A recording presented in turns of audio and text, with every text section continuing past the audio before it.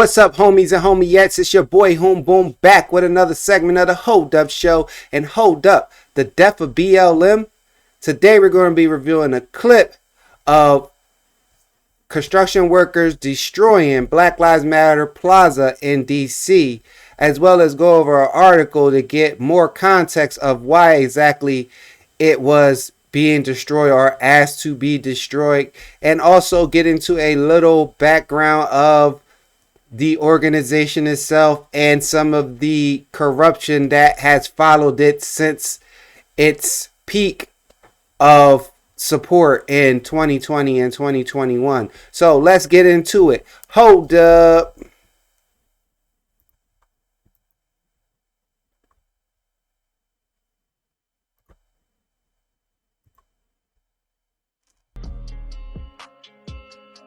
Black Lives Matter Plaza near the White House will be removed. A new mural project was announced following Republican threats to cut transportation funding if the plaza was not renamed. Republican U.S. Representative Andrew Clyde introduced the bill to rename the plaza. Washington, D.C. Mayor Muriel Bowser said the plaza inspired millions through a very painful period, but now we can't afford to be distracted by meaningless congressional interference. Bowser created the plaza in 2020 to support anti-racism protests, which erupted following the death of George Floyd.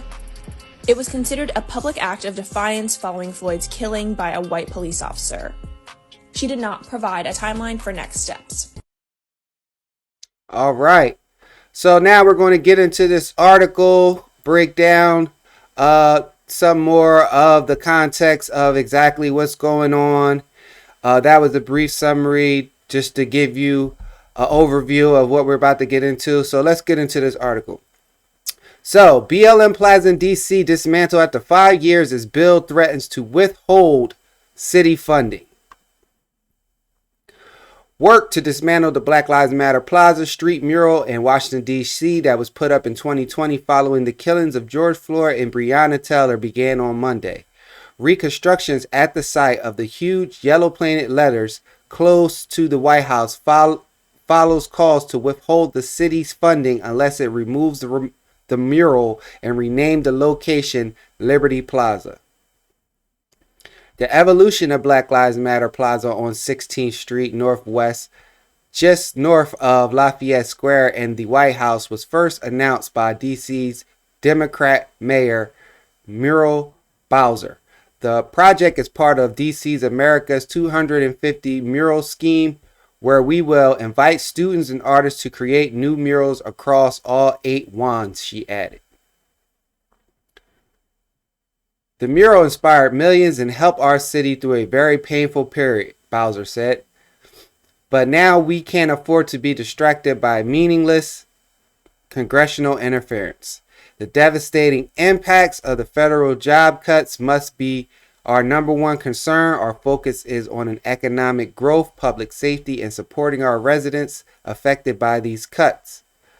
Plans by House Republicans to scrub the divisive BLM mural were revealed in a exclusive earlier this month. Monday's dismantling of the mural was greeted with triumph by many conservatives and slammed by those on the left. The world is healing, wrote the Libs of TikTok account on X, run by pro-Trump influencer Shaja Rachik. The divisive road graffiti in Washington, D.C. is finally being removed, wrote another X account, adding that the plaza should be renamed something patriotic or inclusive for everyone. Black Lives Matter Plaza in Washington, D.C. is being dismantled as we speak. And yes, before anyone asks, I voted for this. Conservative influencer Jamie Michelle. But others slam the move as nothing more than pandering to the right. Demolishing Black Lives Matter Plaza is a juvenile attempt to distract from Trump's diplomatic and economic ineptitude and please his bigoted base, one ex-user wrote. The only people celebrating the dismantling of Black Lives Matter Plaza in D.C. are racist, frail white people, wrote another. Replacement of the plaza was brought forth by was brought forward by Bowser after a media outlet questioned her about it, the mayor said during a town hall last week. A bill introduced last week by Representative Andrew Clyde, a Republican from Georgia, aims to withhold certain apportionment funds from the District of Columbia unless the mayor of the District of Columbia removes the phrase Black Lives Matter from the street symbolically designated as Black Lives Matter Plaza, redesignates such street as Liberty Plaza, and removes such phrase from each website, document, and other material under the jurisdiction of the District of Columbia. Bowser has said she does not support the bill known as H.R. 1774. Work is expected to take 6 to 8 weeks to complete, according to a statement from the District Department of Transportation. The current large yellow letters on the street were first painted in the summer of 2020 during President Trump's first term, following days of protests after the deaths of George Floyd in Minneapolis and Breonna Taylor in Louisville, Kentucky, both at the hands of police officers. Bowser personally approved the street art following clashes with the Trump administration over who owned the street. The letters were repainted in May 2021 after the street was repaved and the street was officially recognized as Black Lives Matter Plaza by city authorities. So yeah, there we have the full context and story of why it is being removed in DC. And I don't believe this will be the end of city officials or politicians in current state of power to possibly ask to remove or reconstruct anything or any street or any mural that is in a city that is like by city property or by like a city hall or state official buildings, because of all that has happened with that organization. And before I give my thoughts, I want to get into this other article that kind of focuses on the corruption that followed BLM after their after the height of their support in 2020. So let's get into that before I start getting into my thoughts. All right. So the corruption of Black Lives Matter. Here is the photo of co-founder Patrisse Cullors in LA in 2018. So this is an article from May 26, 2022. The organization's co-founder and her associates may have misused millions of dollars in donations. They need to be investigated. Patrisse Cullors, the co-founder of Black Lives Matter, may be the biggest con artist in America. The late Bernie Madoff couldn't have gotten away with schemes. Indeed, he didn't, like the ones Cullors and the BLM have, all while in the national spotlight. Tax documents released last week point to possible misuse of donations to BLM on an absurd scale. Based on these documents, Cullors and BLM deserve America's contempt. Investigative reporting by multiple outlets, including the Associated Press, have shown how Cullors and company spent millions of dollars donated to Black Lives Matter. After the death of George Floyd in 2020, BLM became one of America's biggest brands overnight. Corporations, organizations, and many on the left were tripping head over feet to throw money into BLM's coffers. Ordinary Americans made donations too because they mistakenly believe it will help African Americans, some of whom genuinely need support.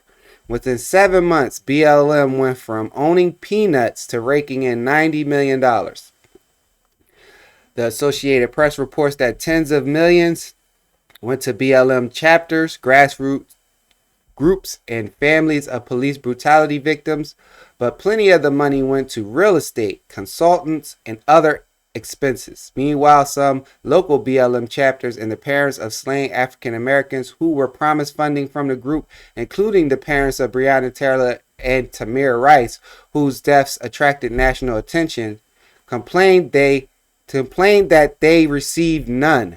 In July 2020, Yane Ingo, a BLM Philadelphia activist, led 10 local chapters of the group to write an open letter to the BLM board of directors addressed to Collards, objecting to the lack of transparency in funding decisions and complaining that the Black Lives Matter global network had disrespected and disregarded the local group's activities and caused public confusion regarding fundraising. Nothing changed, and Ingo and others began leaving the organization. Donations kept flowing to BLM, however, which remained in a political spotlight. By 2018, the organization was controlled by Collards, whose two co-founders had left the movement. Interesting. They never said the other two co-founders left the organization. When did they leave the organization? During Collard's sole leadership, BLM was incorporated in Delaware. She became the board's sole voting director. Suspicious. And with her assistant, one of only 2 employees. So this whole Black Lives Matter organization only had 3 employees once the other 2 co-founders left. Suspicious. With that power, Collards directed money to a range of expenses unrelated to activism, as the group's IRS Form 990 required of all nonprofit shows.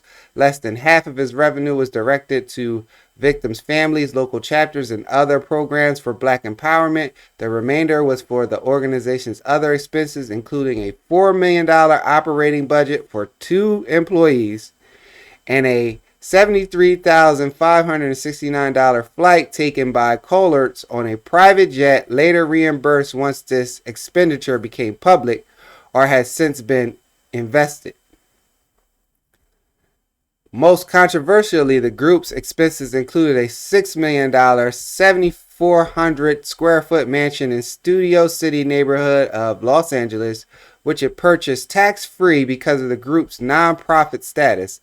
The 1930s area property, once visited by, among others, Marilyn Monroe and Humphrey Bogart, has 6 bedrooms, a swimming pool, a jacuzzi, a 2-person guest house, a music studio, and parking space for 20 cars.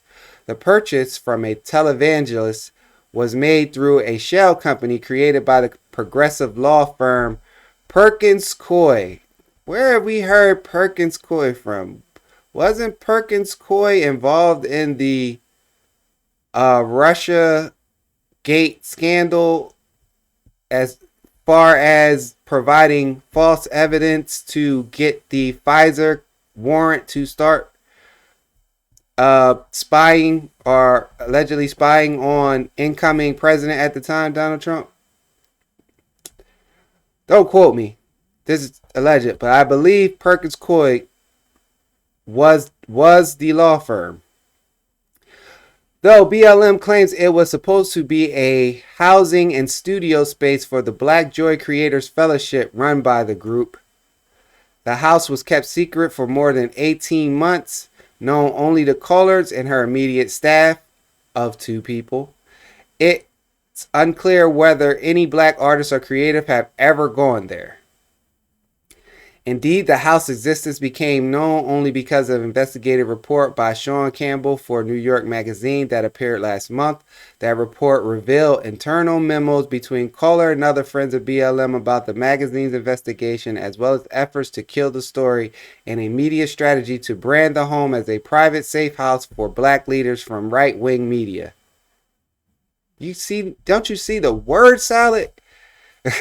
They wanted to kill the story of the secret house that she bought by Studio City in Los Angeles, California, by saying it was a safe house for Black leaders from right-wing media. Come on. A description at odds with the claims that it was a public studio space. Though BLM denied it was a personal residence, Kohler had uploaded social media videos of herself on the property with family, cooking in its massive kitchen and sipping champagne on the first anniversary of George Floyd's death. Interesting. The videos were removed from her account after it was discovered where they were shot. She later admitted to hosting her son's birthday party at the home and a large celebration of the Biden inauguration. Because the IRS prohibits charity properties from being used for personal reasons by executives unless it is commercially rented out, Kohler rented the space but paid a ridiculously low amount for it. IRS filings showed that for one event, Kohler just paid just $390, while market rents for mansions used as event spaces in the area range from upwards of $10,000 per day. All this while BLM, since 2020, has been calling for the defunding of police and redirecting public funds to low-income African-American communities, gaining nationwide acclaim for its professed goals and actions on behalf of blacks.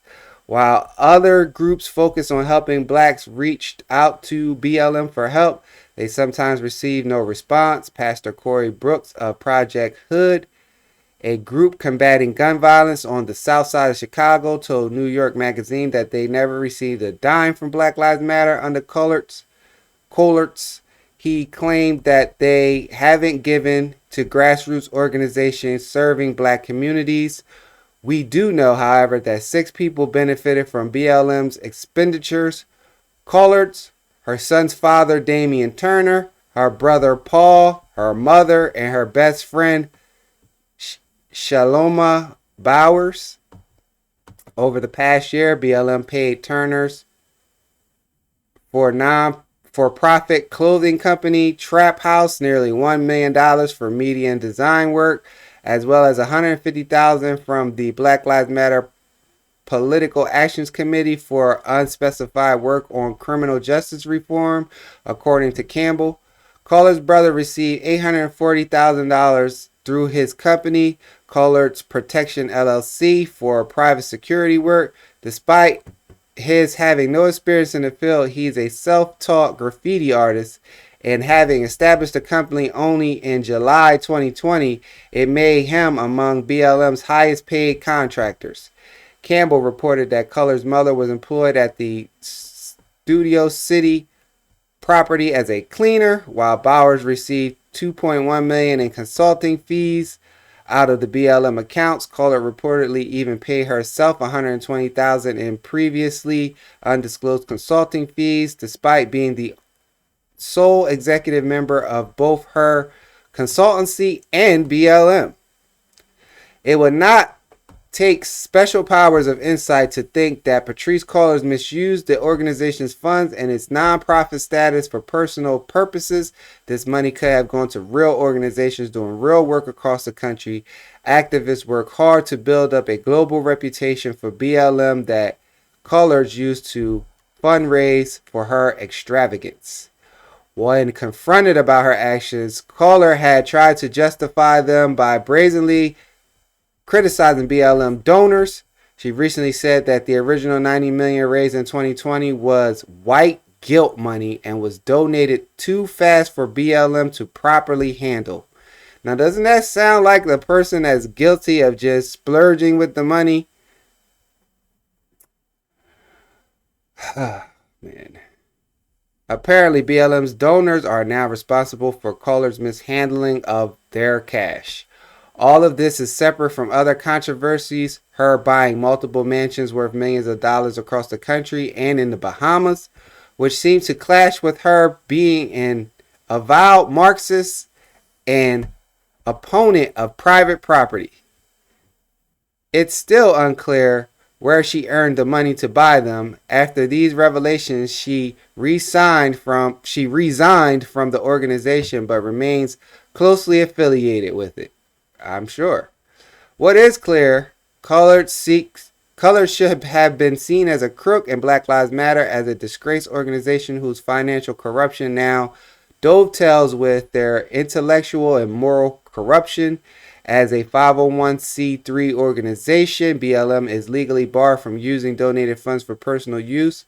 an act that carries civil and criminal penalties. It's time for both coloreds and BLM to be investigated on these grounds. For the high life, they must pay the price. So there you have it, right?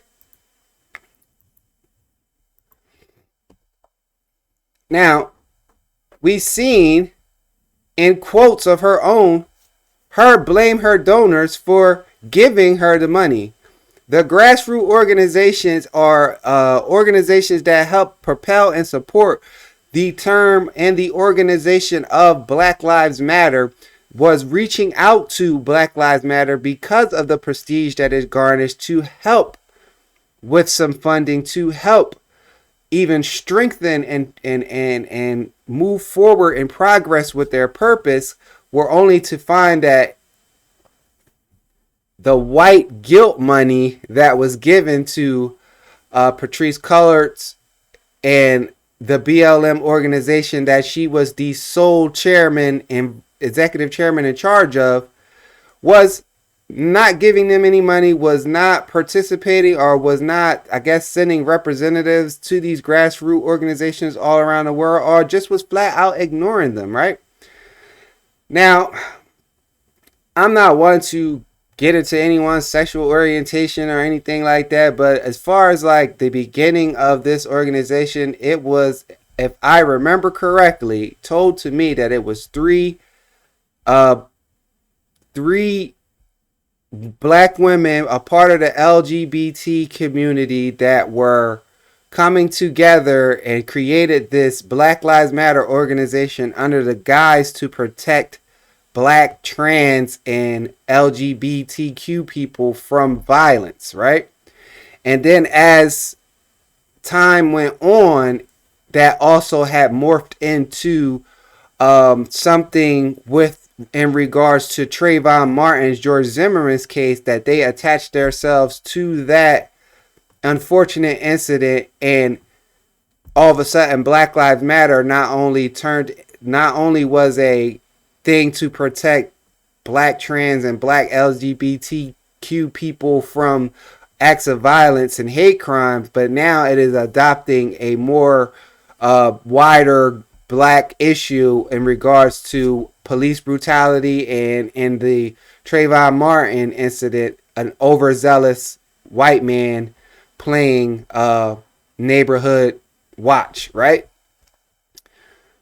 So then when they started to attach themselves to more generalized Black issues, you seen overnight how it seems seemingly overnight how the organization grew and exploded. And then now you see everyone and everything, especially Democrats at that time, using it as a talking point and as a political tool against Donald Trump and what they deemed that he represent, as far as racist police shooting unarmed people of color, right? And he being the face and the motivation behind that, right?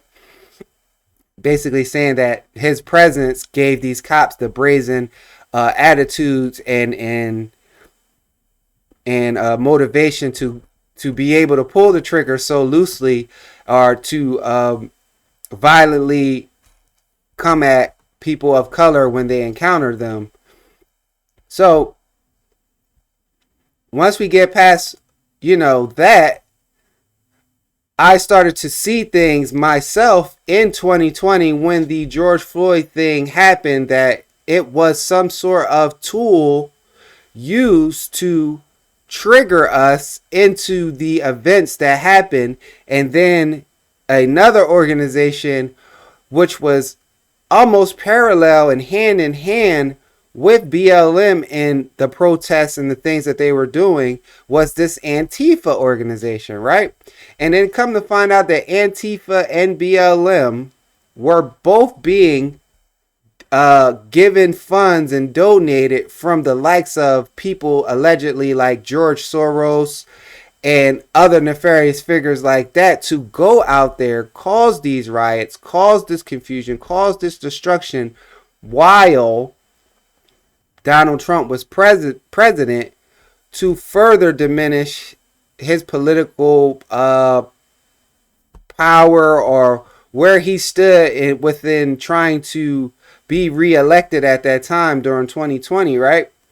And all that energy and all that all that misrepresentation, all the word salad, all of the things that Black Lives Matter was pushing was pushed to remove and used by political people like the Democrats to get Donald Trump out of office, as well as under the guise of a pandemic, right?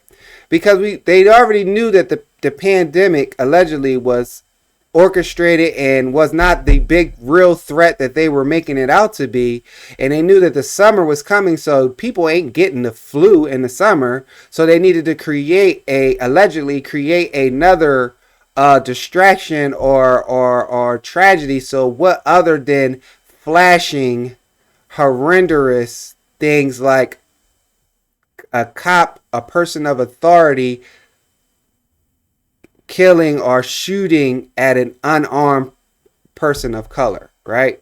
And then highlight the most unjustified cases where cops reportedly and some convicted did heinous acts of violence against black people, right? But they never pointed out that police, from the percentage in the whole nation, attack and kill more unarmed white men than they do any other race combined. Right? But that was not the talking point. That was not the point of emphasis that they wanted to focus on. They wanted you focusing on black people getting killed, make a racial component, throw money at these organizations from these shell companies behind the real people that is funding and motivating all of this confusion, right? All to make Donald Trump look like a racist, all in a efforts to defund the police, to put your communities, our communities, at more of a risk of higher crime rates, and other, just a higher crime across the board, right? And we seen it. We got to witness it. We got a glimpse of it. We got to see the looting. We got to see all of that. We got to see the fires, and we got to see Democrats and Pelosi and them wearing dashikis and everybody kneeling down for what 3 minutes or something, whatever the minutes were that they said this officer Derek Chauvin had his had his knee in the shoulder blades of George Floyd, right? So we seen all this symbolism. You know, I'm in the Philadelphia area. I seen all these people go out there and lay on the ground and symbolically pretend that they were George Floyd all over the rocky steps of the art museum and all that good stuff. And I could not believe my eyes, right? I could not believe my eyes. I could not. Once the veil has been lifted up and you see the tactics and the mental manipulation that they use to get a reaction out of people, it really blows your mind when you see it happen in real time. When you see people fall into that programming and start to react exactly how the people that are in control of them, that they are trying to combat against, control their lives, right? So it was very confusing times. You couldn't say, I don't believe Black Lives Matter or you couldn't say all lives matter, because all lives do matter. You know, especially in the black community or the black household, we have a lot of mixed kids. Whether I'm supposed to tell them that their life doesn't matter or that their mommy's life doesn't matter because they're not black, or that I'm black, that my life should matter more than theirs because we die more. But to be honest, the reason we die more is because we are behind killing each other mostly, right? We only see the news highlight when another race kills us to get that reaction, to get you to watch the news. Like, everyone loves drama, right? And if it's the kind of drama that you are ready to be up in arms against, that is what they'll promote to you. So when you look at the news, you're almost guaranteed it's going to be bad news, right? The news rarely ever reports good news, right? Because when it's good, they still presented in a way that it could be bad, right? Or that it doesn't really benefit us at the grassroots, right? Let them tell it, right? So I want to know your thoughts. How do you feel about BLM Plaza being destroyed in DC? Do you believe that other BLM streets, plazas, murals should also be taken down under these false pretenses of this organization that was built on lies of coming together for the advancement and the betterment and the safety of black lives here in America, right? But that is not the case, because black lives do matter, just like all lives matter. No one should be killed. No one should be mistreated physically by anyone, especially people of authority, especially public servants that are there to protect and serve us. I do not believe in defunding the police, because what is that going to solve, right? Now, I do believe that there should be stricter laws or stricter penalties for overzealous police and police who act out of the jurisdiction of the laws that they are, and the policies and the statutes and the codes that they are supposed to enforce and protect.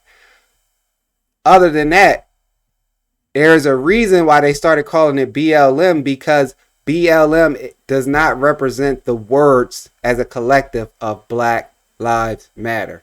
They had their own personal interests, their own personal agendas. And once the other two founding members resigned, stepped away, and had nothing and wanted nothing to do with it, that should have raised a lot of eyebrows, a lot of red flags, among other things. Once these other grassroots organizations, especially the ones in like Philly, Chicago, things like that, around that time where the violence was very, very high, or has always been very, very high, we're reaching out to Black Lives Matter and not getting any response, not getting any support, not getting any funding. And then all of a sudden you don't know where this $90 million is on this sole executive board that you were on with only 2 employees, and most of the other contracted people are your immediate family, like your baby dad, who even knew you had a baby dad. You were allegedly supposed to be a black woman of the LGBT community, but who's to say that you aren't, right? I don't know. Your mother, your girlfriend, all that, right? Your son, everybody's benefiting in your little circle, but the actual black people that you got the money donated to you for in the first place. So I just want to know your thoughts. Like, comment, subscribe, share. It's your boy Hoom Boom. Is this justified? How do you feel about it? Peace.